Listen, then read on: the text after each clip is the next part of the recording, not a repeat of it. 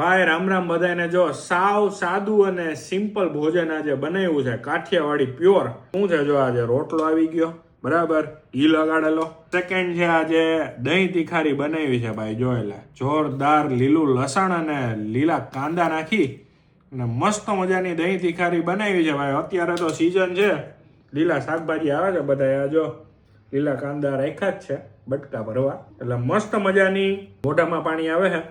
પણ ઉભા રહ્યો તમને ટેસ્ટ કરીને બતાવવા છે કેવી બની. ગોળે લીધે હો, દેશી ગોળ છે. જો આ દેશી ગોળે ખાવામાં બહુ મજા આવે. રોટલા યારે તો ગોળ A1 કોમ્બિનેશન. સમજ્યા? અરે દહીં તીખારી ચાખી ભાઈ, બટકે ચડાવી, ભાઈ ભાઈ મોજ આવી જાય ને એવી દહીં તીખારી બની છે. હવે મોજ હાલતી રહે ભાઈ. શિયાળામાં લીલા લસણની ઘણી બધી વાનગીઓ છે, જે સંભારો અને એવું બધું આવશે.